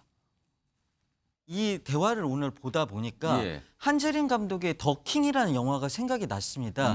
그 영화 보면은 검찰들이 캐비넷에다 연예인 범죄를 집어넣고 있다? 필요할 때 꾹감 뺐듯이 쓰는 거예요. 중요한 건 우리가 기획하고 수사하고 그리고 기소하는 새로운 세상이 열린 것이다. 정말이지 세상의 왕이라도 된 것 같았다. 이게 뭐 영화 속의 얘기를 인용해서 해서 봤는데 다 화면 좀 보겠습니다. 이건 민주당 소속이신 분이 최근에 이성균 씨 마약 관련 의혹이 있잖아요. 이거 관련해서 이렇게 얘기를 해요. 김승희 딸 학폭 의혹과 강서구청장 보궐선거 패배에 뭐 윤석열 대통령이 어쩌다 이런 묻는 기사가 이성균 마약으로 덮였다. 이거 뭔가 누군가 일부러 하는 것 같다라는 취지의 어떤 주장이죠. 주장을 꺼내놨어요, 지금요. 이게 좀 앞서 영상도 목소리도 들었지만 이런 분위기가 분명히 민주당에 있나 봅니다. 이렇게 보는 시각이. 약간 음모론적 시각이잖아요. 그러면서 과거에도 뭐 이런 일이 있을 때마다 뭔가 덮었다. 이슈로 덮었다. 이런 약간 주장들이 나왔는데 이와 관련해서 오늘 국민의힘에서 반응을 좀 보였죠. 들어보시죠. 참 이 공당의 부대변인이 아무 증거도 없이 이 대종을 선동하는 그런 발언을 했다고 생각해요. 김승희 전 비서관 건은 저희가 덮을 이유도 없고 덮어지지도 않는 일이라고 생각합니다. 그러니까 아주 제가 구체적으로 말씀드리면 김승희 전 의전 비서관 자녀 학폭 건 그리고 이성균 씨 마약 건 이거 보면 같은 날부터 본격적으로 보도되고 얘기 나왔거든요. 그러니까 이거 뭔가 이렇게 덮으려고 뭐가 나온 거 아니야. 뭐 이런 시각이 있거든요, 지금요. 정광삼 변호사께 검찰 출신인데 정광삼 변호사님, 실제로 검찰 캐비넷에는 그런 파일이 막 쌓여 있습니까? 근데 예전에요. 이제 독재 시대 때는 예. 대검 중수부가 있었잖아요. 중수부에서 이제 전국에서 올라온 뭐 어떻게 보면 첩보가 있어요. 예. 이제 지자체 단체장이랄지 정치인들, 국회의원들, 약간 좀 유력하신 분들. 그렇죠. 이제 그건 뭐 국정원이랄지 경찰이랄지 아니면 검찰서 올라온 정보거든요. 그래서 물론 그걸 가지고 있다가 경우에 따라서 뭐 터트린 경우도 있겠죠. 약간 첩보군요, 그런 그렇죠, 그런 그렇죠. 거군요. 예. 그런데 지금은 좀 그렇지 않아요. 왜냐하면 그러기도 어렵고 지금 검경 수사권 조정도 됐고요. 검찰 자체가 그 전부터 수사를 쭉 진행하다가 뭐 갑자기 구속할 수는 있겠죠. 예. 근데 이제 그걸 자체를 전체적 음모로 봐버리면 모든 게 정말 색안경쓰 음모밖에 될 수 없다고 보고요. 지금 이성균 씨와 같은 사건은 이건 음모론으로 가는 것은 정말 잘못됐다 이렇게 봐요. 왜냐하면 이게 마약 수사라는 게요. 그냥 가지고 있다 터트린 게 아니고 사실은 인천 경찰청에서 내사를 한 거거든요. 그렇죠, 내사였어요. 그러면 인천 경찰청에서 뭐 용산하고 막 대화하다가 야 이때 터트려 그렇게 터트릴 수 있는 건 아니에요. 왜냐하면 수사라는 건 이렇게 막 하다가 지금 사실은 관련된 여종업원 유흥업소 실장이 구속이 됐잖아요. 그래서 이 수사를 하면서 이제 이성균에 대한 혐의가 포착이 되니까 피의자로 입건된 건데. 그렇습니다. 이걸 마치 이슈는 이슈를 덮는다고 해가지고 뭐 그렇게까지 다 계획을 짤 수가 그렇죠. 있는 건가? 그건 신의 영역이지. 신의 이거는 뭐 영역이요? 경찰청에서 뭐 어떻게 해가지고 아니까 뭐 훨씬 10년, 20년 전에는 그럴 수도 있다고 보거든요. 근데 적어도 이 사건 하나만 볼 때는 그게 수사 과정도 그렇고요. 그렇게 할 수 있는 사건이 아니에요. 지금 이 사건에 대해서 지금 보니까 패널분들이 막 손을 드세요. 지금요. 근데 차야 되고 제가 바로 이렇게 드릴게요. 우선 이승환 전 행정관 말씀하시고 김성환 평론가 하시고 정태근 이렇게 순서로 가보겠습니다. 자, 이승환 전 행정관.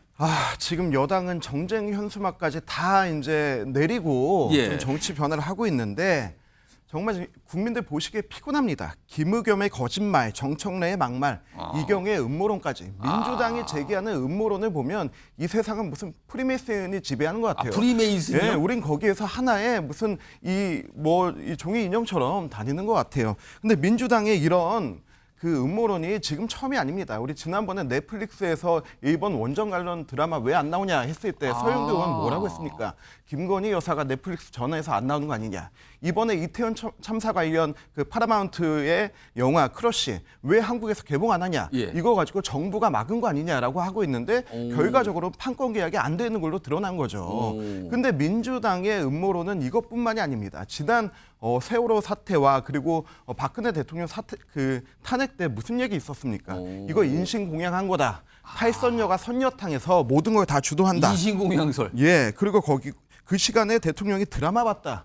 비아그라를 샀다. 뭐 이렇게 하면서 하는데 민주당이 이런 음모론들을 어디서 가져오냐면 커뮤니티의 썰들에서 가져와서 중앙정치로 가지고 옵니다.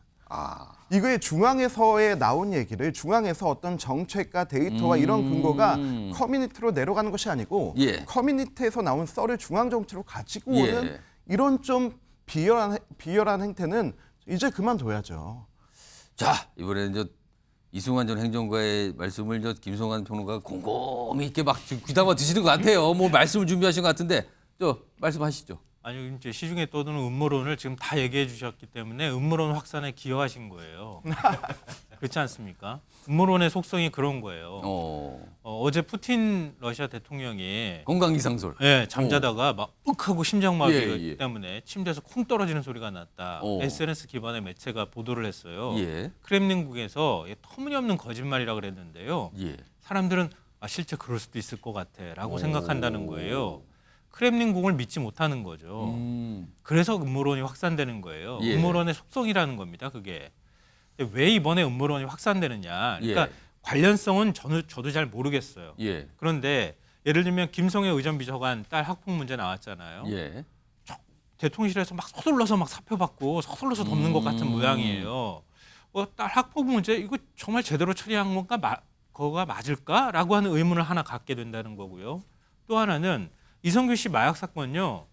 이거 마약 사건은 내사 중인데 공개 좀처럼 안 됩니다. 왜냐하면 내사 중인 사건이 언론에 보도가 되면요. 마약 사건 피의자들이 다 도망가 버리잖아요. 증거인멸 해버릴 가능성도 있고. 그러니까 내사 중인 경우에는 특히 유명 연예인 관련된 사건은 외부로 잘 공개가 안 된다는 거예요. 근데 언론에 버젓이 나와버렸어요. 그리고 난 다음에 입건되고 피의자로 전환됐다 이런 소식이 나온 거예요. 왜 그럼 그게 나왔을까? 물론 그거를 뭐 협박했다고 하는 유흥업소 여직원이 그걸 흘렸다더라 이렇게 얘기하는데 마약 사건 전문 변호사하고 저도 얘기를 해봤는데 그것도 또한 혹시 뭔가 형량과 관련되는 거래가 있었던 거 아닐까라고 하는 의심을 한다는 거예요. 이런 것처럼 뭔가 잘 안 맞고 상식적으로 이해가 안 되는 일들이 겹치게 되는 경우가 생기기 때문에 진짜 그런 거 아닐까라고 하는 음모론이 퍼진다는 거예요. 그 정치권이 음모론을 확산하는데 기여했느냐 안 했느냐는 또 별도로 논외로 친다 하더라도 지금 상황 자체는 음모론이 확산될 수밖에 없는 상황이라는 걸 부정하기는 어렵다 이렇게 생각합니다. 자, 정태근 의원님. 저는 왜 음모론이 확산돼야 되는지 전혀 이해를 못 하겠는데요. 어제도 여기 뉴스와에 대해서 마약 문제를 가지고 한참 얘기를 하다가 결국은 수사권 문제를 가지고 막 싸우시는데 갑자기 수사권으로 어제 나오신 분들이 토론을 벌였어요. 갑자기요. 지금 제가 보기에 윤석열 정부 수준이 뭐 이렇게 뭐 덮고 꺼내서 덮고 그럴 수준도 안 돼요. 이게 뭐 칭찬을 하신 거예요? 뭐 어떻게 하신 겁니까 지금 이게? 제가 꼭 짚고 싶은 건 뭐냐면 지금 민주당은 국회에서 170석을 갖고 있는 사실상의 분점 정부의 권한을 갖고 있는 데입니다. 그러면 이런 음모론 제기할 시간에 지금 국회에서 곧 예산 심의를 하는데 예를 들면 마약 중독자 치료 예산을 올해 복지부가 28억 6천을 올렸어요 기재부에. 근데 이것의 85%를 잘랐어요. 그래가지고 지금 4억 얼마로 돼 있어요. 그래서 기껏 치료 대상이 300명이에요. 근데 한 해 마약으로 잡히는 사람들이 10,000명이 넘어갑니다, 기본적으로. 그런 거를 하라고 국회에 다수석 준 거예요. 지금 예를 들면 그렇게 마약 사범들 때문에 안몸이 뚫렸다, 뭐 관세청이 어떻다. 그래서 관세청은 지금 숫자 늘려요. 그러면 과거에 본인들이 수사권 문제 때문에 마약 수사청을 만들려고 하다가 못했지만 지금은 인사 예산 다 분리하는 걸로 해서 마약 수사청 만들어라.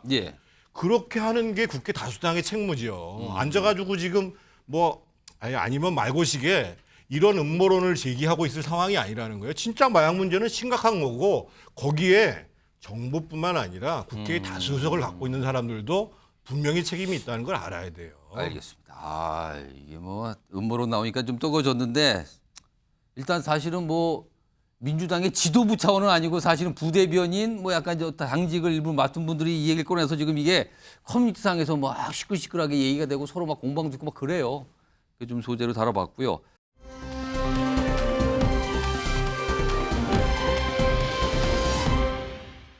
다음요. 지금 패널분들 말씀 중에 잠깐 섞여 있었던 이슈거든요. 김승희 전 대통령실 의전비서관 자녀의 학폭 문제.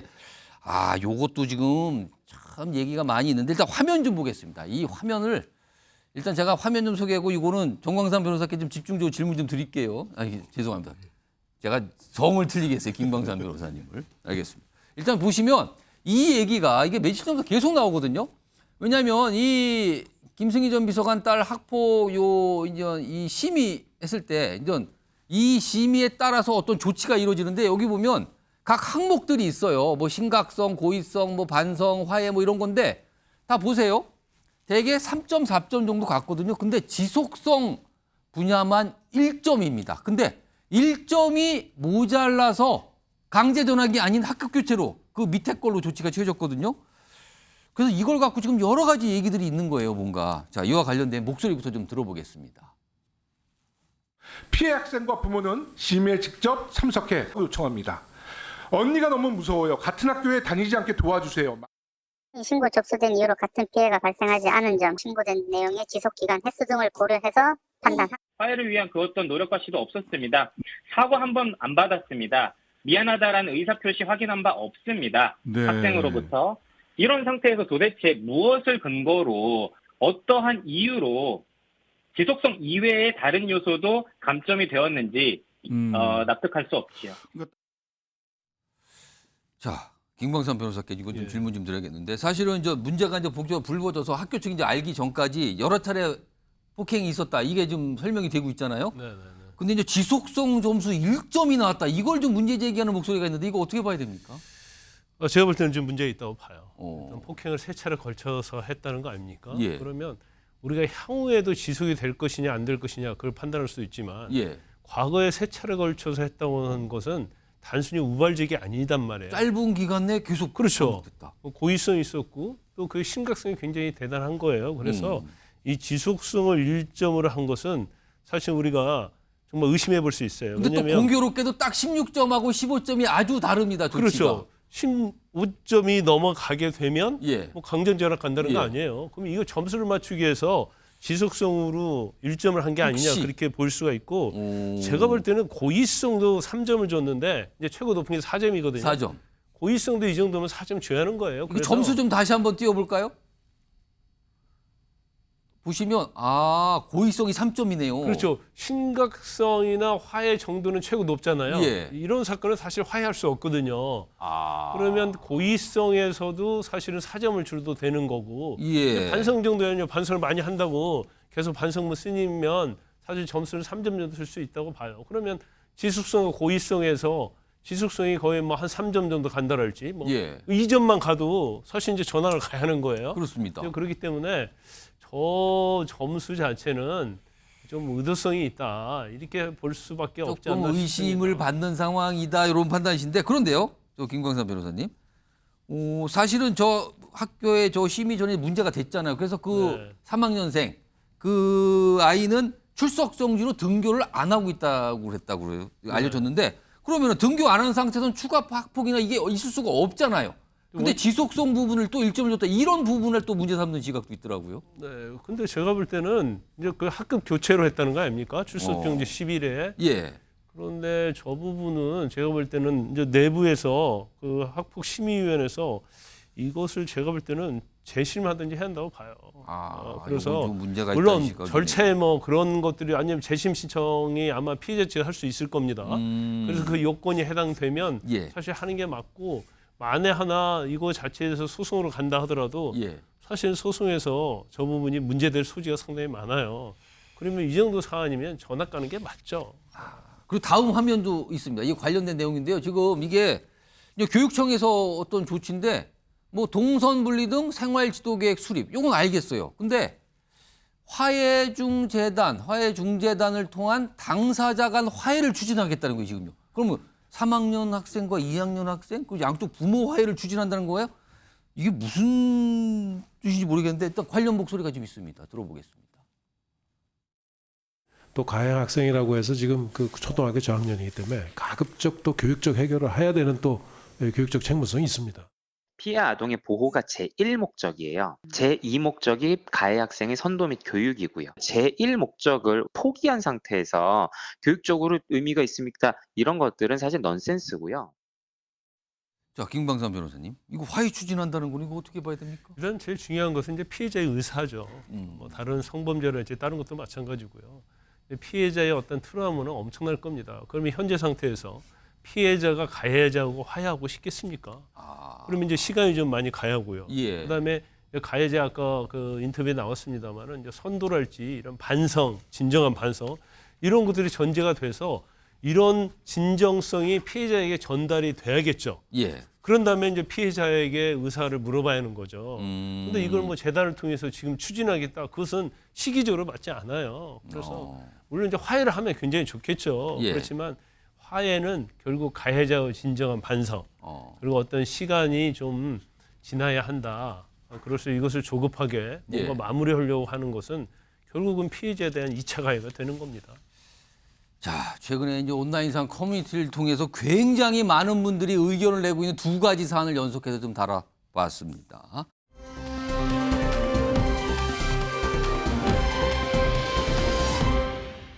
전직 대통령들이 등장하는 이슈가 하나 준비되어 있는데 첫 번째로 MB 전 대통령, 이명박 전 대통령 오늘 무슨 모습이 하나 있었어요. 영상으로 준비되어 있습니다.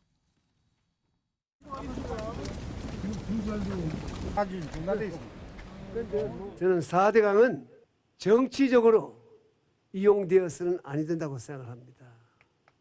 4대강을 지켜주셔서 고맙습니다. 앞으로도 4대강 살려주시기를 바랍니다. 당부해 주실 게 있으실까요? 전혀 없어. 나는 내가 하려고 하는 거 없고 나는 내 삶을 잘 살아갈 거예요. 뭐 자꾸 그렇게 뭐 묻지 말아요. 이 젊은 사람들이. 자꾸 내가 답변에 실수하기만을 바라고 자꾸 물어보나 이 사람들아. 젊은 사람들 건강해져. 좋은 일이지 왜 만난다고 나쁜가? 자, 다음 화면 좀 보겠습니다. 방금 보신 영상은 오늘 여주 강천보 걷기 행사, 뭐 초청을 받아서 한 행사고요. 그다음에 오늘이라고 돼 있는 4대강 보걷기 행사고요. 그다음 12월에는 서예전을 또 연다 그래요. 본인이 쓴 서예 작품도 있다 그러는데요. 이거 정기랑 교수님, 아까 보니까 기자들한테 그 쓸데없는 거라고 묻지 마 그러면서 근데 설명을 참 많이 하네요. 보니까 그러면서 이렇게 돌아서면서 그냥 많이 설명을 하는데 지금 이명박 전 대통령의 오늘 같은 이런 행보 이거 그냥 단순히 뭐 별것 아닙니까? 아니면 의미 부여할 만한 겁니까? 글쎄요, 뭐 저는 정치권 내에서 이걸 지나치게 의미 부여할 필요는 없겠다. 자, 그러나 이런 생각은 듭니다. 사실은 이제 이명박 전 대통령이 사면복권을 통해서 지금 뭐 정상 평상인의 모습으로 돌아왔지 않습니까? 예. 근데 저는 지금도 이명박 대통령이 본인은 4대강을 정책적으로 얘기하지만 4대강에 이른바 16개 보호를 설치해서 예. 그 16개 보호가 오히려 전혀 기능을 못했다고 하는 것이 또 지역 주민들과 환경단체 입장입니다. 자, 그렇다면 오히려 그런 논란을 빚어낸 것에 대한 것. 그다음 두 번째, 자, 전직 대통령으로서 얼마나 많은 그 소위 징역형까지 선고받았습니까? 예. 저는 저런 행보 이전에 예. 최소한 국민들 앞에 나서기 전에는 나서는 상황에서는 그동안 전직 대통령으로서 했던 국민들에게 보여줬던 모습에 예. 대한 진정한 사죄가 우선이다. 근데 그것을 망각한 채 본인의 치적이라고 하면서 4대강 보를 돌아다니면서 무슨 뭐 걷기 행사를 한다. 또 뭐 완전히 그 정치적으로 회복된 듯한 저런 표현 이것은 국민적 동의를 저는 얻어내기 굉장히 어렵다고 생각합니다. 정태근 전 의원은 어떻게 보셨어요? 그 이명박 대통령 시절에 이루어졌던 일에 대한 공과가 있겠죠. 예. 근데 이제 이명박 대통령께서는 그 형을 살고 나와서 사면된 다음에 그래도 자신의 한 일들 중에서 다시 평가받을 만한 일에 대해서 예. 국민들이 한번 생각해 줬으면 좋지 않겠는가라는 생각을 하고 있는 거고 예를 예. 들면 4대강 같은 경우가 대표적으로 사실은 기후 문제가 심각해지기 시작하면서 예. 소위 이제 폭우 뭐 등등으로 인해 가지고 보호가 만든 것이 환경을 침해한 것이 아니었다. 예. 뭐 이런 평가가 있고 그리고 특히 이제 예를 들면 뭐 UAE에 원전을 수출한 거라든지 중소기업들을 위해서 녹색 그 동반 성장을 한 거라든지 또는 뭐 녹색 성장을 한 거라든지 이런 거에 대해서 평가받고 싶은 생각이 있으시겠죠. 더더군다나 지금 이제 어떻든 왜 그런지는 잘 모르겠습니다만 윤석열 정부 들어와서 MB 시대의 인물들이 계속 지금 고위직에 다시 복귀되고 있는 시점이거든요. 예. 그래서 아마 이제 그동안의 그 여러 가지 어려움을 겪고 난 다음에 그래도 이제는 좀 자연스럽게 활동을 하고 싶고 그리고 또 국민들도 좀 다르게 평가해주고 싶어하는 바람도 있을 뿐만 아니라 거기에 더해서 아마 제가 봤을 때 이제 일부에서는 뭔가 정치적 행보 아니냐 그런 거보다는 어떻든 그런 정책에 대한 평가를 나는 예. 개편바 갖고 싶다 하시는 바람이 있는 것 같아요. 지금 이명박 전 대통령 얘기인데요. 내일은 박근혜 전 대통령의 모습을 서울에서 볼 수 있을 것 같습니다. 화면 좀 보세요. 어떤 일정이 하나 잡혔어요. 내일 국립서울현충원에서 박정희 전 대통령 묘역에서 12.6 추도식이 열립니다. 여기에 지금 참석할 예정입니다. 그럼 대구에서 서울로 올라온다는 거잖아요. 그리고 이 자리에 김기현 대표, 국민의힘 대표하고 인요한 혁신위원장도 참석할 예정이라고 지금 알려져 있어요. 지금 상황이요. 그럼 다음 준비된 영상은 그동안 최근에 지난 9월이에요. 박근혜 전 대통령 모습이 좀 있었어요. 영상으로 다시 한번 불러오죠. 내년 총선에 별 계획이 없습니다. 다만 그 정치를 다시 시작을 하면서 이것이 저의 그 명예 회복을 위한 것이고 연관이 된 것이라는 이런 얘기는 하지 않았으면 합니다.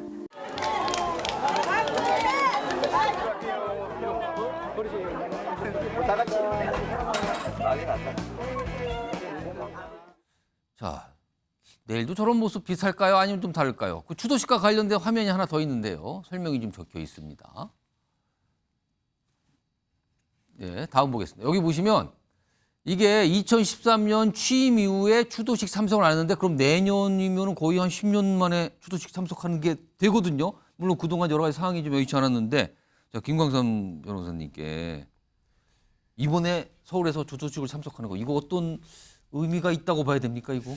저는 뭐 정치적 의미는 별로 없다고 봐요. 예. 이게 뭐 대구 TK도 아니고 이제 서울에 있는 국립현충원 와서 추도식 참석한다는 건데 결국 뭐 이제 사람이 나이가 들면 특히 이제 부모에 대한 예. 그런 애틋한 마음 그런 것들이 또 더 강해질 수 있고요. 아마 본인이 저는 이제 추도식을 참석을 안 했던 거에 대해서 후회할 수도 있다고 봅니다.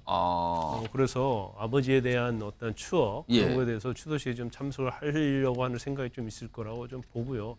근데 이제 전체적으로 보면 이제 이명박 전 대통령하고 이제 그 박근혜 전 대통령은 조금 약간 다를 것 같아요. 이제 박근혜 전 대통령 그래도 굉장히 지지하는 층이 TK 쪽에서는 굉장히 두텁게 있어요. 그래서 정치에 어떤 얘기를 하는 따라 영향력이 있는데 예. 본인은 이제 그런 얘기를 하지 않겠다고 얘기를 하잖아요. 예. 그래서 다시 뭐 정치형에 들어올 가능성이 없다 이렇게 볼 수 있고 이명박 전 대통령은 그다지 뭐 국민 쪽에서 국민이 지지하는 그런 세력이 있다거나 그런 건 없거든요. 단지 이명박 MB 때의 어떤 관직에 있던 사람들이 예. 윤 정부에서 활동을 좀 많이 하잖아요.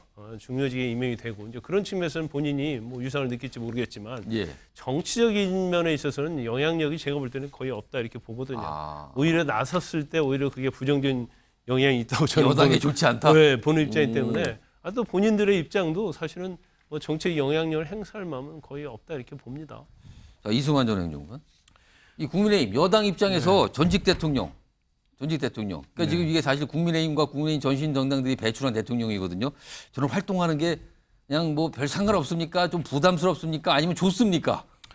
저는 일단 그 전직 대통령이라는 상징적 의미도 크지만은 한 개인의 인간으로서 이제 본인의 업적을 되돌아보고 삶을 영위해 나가는 모습에 있어서는 비판할 거는 전혀 아니라고 생각하고요. 다만 그 내일 이제 박근혜 전 대통령이 이제 뭐 지도부와 만나고 김기현 대표 만나고 그런 모습이 연출될 수 있다라고 하는 점에 대해서 국민의힘 한 관계자가 이런 얘기를 했어요. 박 전 대통령이 어떤 형태로든 국민의힘 지도부와 혁신위 활동을 긍정적으로 평가하는 메시지를 내놓는다면 총선을 앞두고 대구 경북 지역에서 보수 단합을 촉진하는 효과가 있을 것이다. 아니 대구 경북 지역에서 보수가 단합이 안 돼서 문제입니까? 너무 단합이 잘 돼서 문제인 거죠. 언젠 단합 안 됐습니까 거기가? 네. 그러니까 이러한 그 어떤 그 대통령과 전직 대통령과 지도부가 만날 수 있는 그런 장면을 가지고 이거 가지고 우리 대구 경북이 잘 될 거다라고 그게 무슨 의미가 있는데요? 그리고 지금 적어오신 분 인용하신 그분은 왜 그런 말씀을 하신 거예요 그러면? 대구 경북 분이신 것 같은데 중요한 것은 다음번 총선의 승패는 수도권에 달려 있습니다. 수도권에 달려 있고 우리가 전직 대통령의 과오를 어떻게 평가하는가 이게 중도 민심이 어떻게 보여질 수 있는가 하는 건데 이것을 당내에서 우리 TK를 단합시켜 주실 것이다. 이게 무슨 의미가 있는지 모르겠습니다. 그러니까 전직 대통령들의 행보는 그 행보대로 인정하되 해석을 만약에 정치적 해석을 덧붙이고 싶다면 TK의 시각이 아니고 보수와 중도와 수도권의 중도 보수와 수도권의 시각으로 좀 해석을 덧붙이는 그런 트레이닝이 돼야 되지 않을까. 그렇지 않는다면은 우리 전직 대통령들의 행보가 아무리 좋은 행보가 이어진다 하더라도 평가절하될 수밖에 없다. 저는 그렇게 생각합니다. 네, 일단 박근혜 전 대통령이 저 추도식에 참석하고요. 김기현 대표, 이뇨한 혁신위원장 그리고 또 누가 또 올지 내일 아마 굉장히 주목을 받을 거예요. 거기에 누가 과연 참석을 해서 무슨 얘기를 끌어놓을까. 아마 내일 굉장히 주목받는 행사일 것 같아서 지켜보도록 하고요.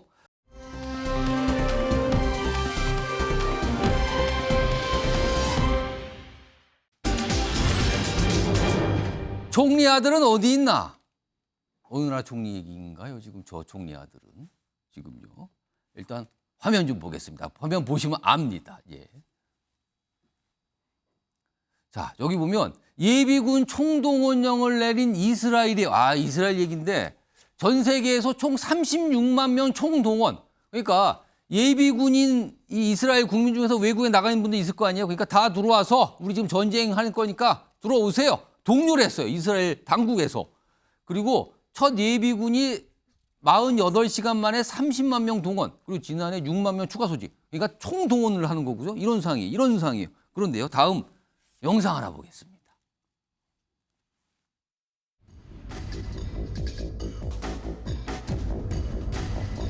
יש לנו רק משימה אחת, לרסק את החמאס, לרסק אותו. ואנחנו לא נפסיק עד שנשלים את זה. בעזרתכם, אני סומך עליכם, עם ישראל סומך עליכם, אני גאה בכם ואני מצדיע לכם.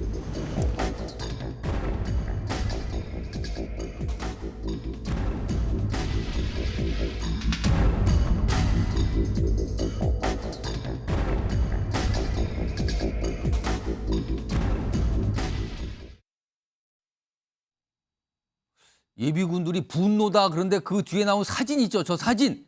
아, 저게 이스라엘 네타냐후 총리 아들이군요. 근데 굉장히 한가해 보이거든요. 앞선 사진과 달리. 다음 화면 좀 보겠습니다. 자, 김성환 평론가, 이거 좀 무슨 사연입니까, 지금 이게? 이스라엘판 내로남불이 아닐까 그런 생각이 드는데요. 내로남불. 예. 지금 이제 사진에 보이는 사람이 야이르 네타냐후거든요. 뭔가 이름 들어본 것 같지 않으세요? 네타냐후 총리의 아들이에요. 아들. 예. 오. 근데 네타냐후 총리는 지금 예비군 총동원령 내렸잖아요. 예. 그래서 해외에 있는 이스라엘 뭐 젊은이들이 전부 지금 속속 본국으로 귀국하고 있는 방금 상황인데. 화면 좀 계속 유지해 주세요. 그 예. 화면 좀 보겠습니다. 근데 야이르는 지금 예. 플로리다에 머물고 있대요. 미국 플로리다에? 예. 그 날씨 좋고 뭐 그런 데 아닙니까? 네, 그래가지고 군인들 사이에서 나는 최전방에서 이렇게 싸우고 있는데 야이르는 지금 마이애미 해변에서 즐기고 있다. 뭐 이런 불만들이 쏟아져 나온다는 얘기까지 들리고 있는데요. 그러니까 총리는 이런 식으로 굉장히 강경하게 그 하마스를 소집령을 낸단 말이에요. 예, 그리고. 하마스를 공격해야 된다 이렇게 얘기를 하고 있는 상황인데 아들은 총동원령도 따르지 않으면서 지금 마이애미 해변에 있는 데서 즐기고 있더라. 거기 뭐 강아지 들고 있으면서 지금 뭐예요 지금? 자기가 올린 사진 아닙니까 저게 지금? 더 아마 공분을 일으키는 건 그거예요. 그러니까 이스라엘 젊은이들이 굉장히 분노했던 사건이 있었는데 사법개혁 때문에 지금 사법부의 판결 자체도 부정하려는 듯한 태도를 보였단 말이에요. 그런 제도적 개혁을 얘기를 하다가 이스라엘 시민들이 그동안에 벌였던 시위 중에서 최대 시위를 벌였던 상황이었단 말이에요. 그때 야이르가 SNS나 이런 것들을 통해 가지고 이 사람들은 테러리스트다 이렇게 공격을 했어요. 그리고 난 다음에 미국으로 넘어간 거거든요. 플로리다로. 네. 그리고 지금 총동원령 내렸는데 귀국하지 않고 혼자 지금 저러고 있더라. 그래가지고 이스라엘 지금 동원돼가지고 최전선에서 싸우고 있는 병사들 사이에서 지금 부글부글하고 불만의 목소리가 나온다 이런 얘기입니다. 그러니까 정태근 전 의원, 이 32살이고 예비군 복무 대상자예요. 그러니까 지금 이스라엘 국민들이 하마스의 상상을 초월하는 비인도적인 침공을 받은 상태에서 저렇게 위선적인 지도자를 어떻든 중심으로 해가지고 싸울 수밖에 없다는 거에 전쟁 대해서 지금 상태인데. 곱창이 터질 거예요 아마. 그러니까 지금 문제가 된 저 아들이 장남인데요. 저것만 문제가 되는 게 아니었습니다. 뭐가 또 있습니까? 그러니까 이전에 보면은 예를 들면 그 이스라엘 내에서 그 개를 산책시키면서 개가 보는 변을 청소를 안 해가지고 그게 SNS에서 올라왔는데. 저 아들이요? 예, 그걸 가지고 또 전직 총리 아들하고 또 싸우고 그리고 24시간 내내. 보니까 플로리다도 또 개를 안고 있네요. 그렇죠. 거기서도 지금. 이런 24시간 내내 이제 아무런 직책이 없는데도 관저에 살면서 관용차를 다 이용하고. 저 네타냐후 부인은 그야말로 가장 사치스러운 퍼스트레이디로 소문난 사람인데 공금횡령으로 기소가 돼 있는 상태고 거기다가 또 이제 뭐 직원들한테 갑질을 해가지고 직원들이 그 총리실에서 나와버리고 이런 일들이 벌어지는 거예요. 그런데다가 아들까지 저렇게 가장 결정적으로 그럼에도 불구하고 우리는 지금 하마스랑 싸우니까 예비군 징집에 왔는데 그야말로 그 최일선에서 책임지는 사람의 아들이 저렇게 위선적인 모습들을 보이는 것이고 조금 전에 이제 우리 김성환 평론가가 잠깐 말씀을 하셨습니다만 사법 개혁이 아니라요. 사법부 개혁, 그러니까 대법원에서 판결을 난 거를 의회에서 과반수 의결을 하면 뒤엎을 수도 있다. 법관을 갖다가 인사를 하는데 그 인사하는 데에 정부 쪽 사람들을 더 많이 집어넣겠다. 그리고 앞으로 행정부가 법률 자문을 구할 때 그 자문 안 구해도 된다. 이런 말도 안 되는 것들을 해가지고 무려 50만 명이 시위를 했어요. 그런 얼마 걸 적적까지 시위를 겪고 했었고. 지금 하마스 관련된 전쟁이 상승이 됐고. 그렇죠. 아마 제가 봤을 때는 저 전쟁으로 인해서 지금 시위가 없는 거죠. 지금 그 예. 네타냐후의 리더십은 정말 위선 그 자체라고 봐야 됩니다. 아니 이게 이 정도면 저 아들 귀국 안 하고 100이겠습니까 지금 저게? 우리나라 같았으면 이게 됩니까 지금 저게 상황이요? 플로리다에서 개를 안고 있을 상황이 아닌 것 같아요. 아무리 봐도요 지금요. 남의 나라 얘기도 하지만 참 많은 분들이 참 그렇구나 이런 말씀하실 것 같아요.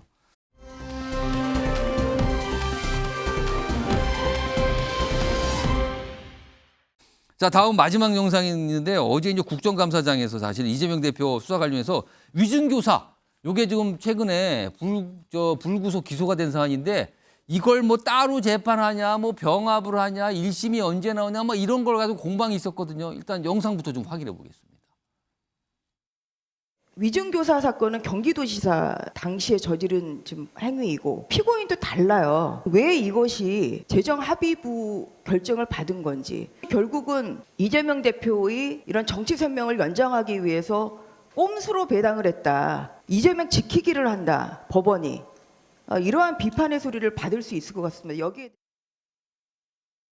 위증교사 사건도 33부로 배당이 됐다고 해서 그거를 문제를 삼는데 이게 문제가 왜 되는지 잘 모르겠어요. 저는 이게 재판부가 배당을 하고 판결을 하고 하는 이 과정 자체가 사법 독립의 표징이고 표상이고. 당시 검찰에서는 이 부분에 대한 반대 의견을 표명했다고 하는데 그건 맞습니까? 단독재판부 사건이고 피고인이 상이한 사건입니다. 신속하게 재판을 받아서 정리할 부분은 정리하는 것이 저는 바람직하다고 봅니다. 그러니까 지금 이재명 대표의 어떤 혐의, 그 재판이 여러 갈래로 진행 중인데 그중에 최근에 이제 위증교사 이거 있잖아요. 근데 이게 사안이 그 위증교사 보면 단순하다. 그래서 여당 쪽에서는 요거 가능한 1심이 총선 전에 나오면 좋지 않겠는가 그런 거 아니냐라는 약간 심정이 있는 것 같고요. 야당에서는 무슨 소리니까 그거 많이 걸릴 거예요. 뭐 병합할 수도 있고요. 뭐 이런 분위기인 것 같아요.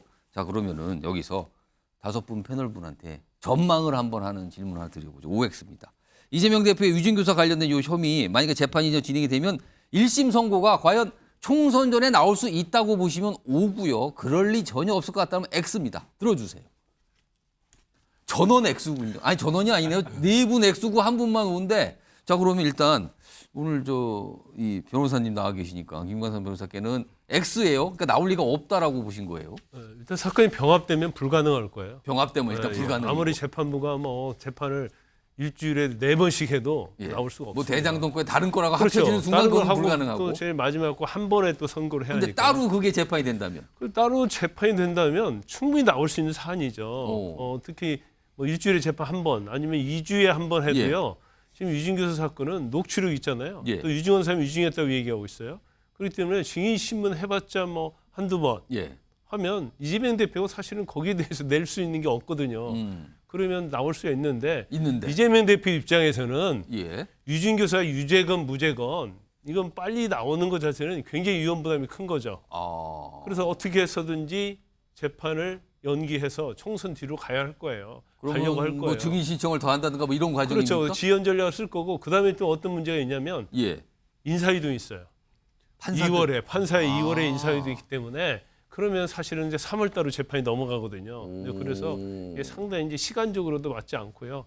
뭐 제가 볼 때는 뭐 결과는 병합이 안 돼도 따로 그 사건만 한다 하더라도 1심 결과는 나오기 어려울 것이다 이렇게 봅니다. 총선 전에 1심 어려워 보인다 X 판단이셨고요. 근데 유일하게 가능할 수도 있다라고 판단하신 게 이승만 전 행정관인데 어떤 뭐 생각하신 게 있습니까? 희망사항을 담아봤습니다. 희망이요? 희망사. 그랬으면 좋겠다고 생각하시는 거예요? 온 국민과 민주당과 정치권이 얼마나 이재명 대표 사법 리스크에 고통받고 있습니까? 뭐 이런 절차와 이런 것들을 떠나서 총선 전이 아니라도 좀 이렇게 국민들이 좀 이 의혹과 이 리스크에서 벗어날 수 있는 어떤 판결이든 많이 나와야 된다. 나와야 된다라고 하는 마음을 담아봤습니다. 희망사항이다. 그러면은 정기당 교수님 X인데 그것도 희망사항이신가요? 아니면 희망사항이 다른 아니고 판단이? 대단히 현실적인 판단인데요. 국힘 입장에서 볼 때는 충분히 뭐 그런 희망을 필요할 수 있습니다. 그러나 이건 법리 논쟁입니다. 법리 논쟁은 재판에서 하면 될 일이에요. 근데 법사위 국감장에서 마치 지금 뭐 정부 그 국힘 의원들 질의 내용을 들어보면요. 목표가요. 발언의 목표가 이재명 대표 다음 대선에 못 나오게 하려고 하는 것 같아요. 총선 전에 치명적인 상태를 리피한다고 생각하는 것 같아요. 저는 지금까지 국민의힘 의원들이 뭐라고 그랬습니까? 사법부 판단을 존중한다고요, 항상. 그 여야 의원들이 다를 바가 없습니다. 그래놓고 나서 사법부를 압박하는 모양새 저는 국민적 동의 어렵다고 생각합니다. 제가 1분 남아서 30초씩 해서 정태근 한 30초, 여기 김성환 평 30초 드릴게요. 30초 정도 있습니다. 근데 이재명 대표가 수사를 받고 재판을 대응하는 능력으로 따지면 대한민국에서 최고 아닌가요? 그러니까 여태까지 지금 잘 버티고 있는 거죠. 그 실력이면 제가 보기에는 뭐 총선 전까지는 선거 안 나오도록 할 것 같습니다. 칭찬인지 아닌지 모르겠네. 계속 오늘 약간 헷갈리는 발언을 하시는데 김성환 평론가. 이게 상식적으로 이해가 안 되는 얘기들이 자꾸 나오는데요. 우리나라에서 한 사람이 피의자 한 명이 4개의 재판부에 나와서 재판받는 모습 보신 적 있으십니까? 전직 대통령 7개, 8개 혐의, 조국 전 장관도 혐의 많거든요. 근데 하나의 재판부에서 재판받아요. 그걸 다 쪼개기 하려고 했다는 것 자체가 사실 웃기는 일입니다. 그러니까 병합하는 게 어찌 보면 당연한 건데 그걸 이상하다고 얘기하는 게 제가 오히려 더 이상해요. 아무튼 이런 게 논쟁이 됩니다. 국정감사장에서. 그래서 서로들 약간 주장성 약간 의견들을 낸 것 같습니다. 알겠습니다.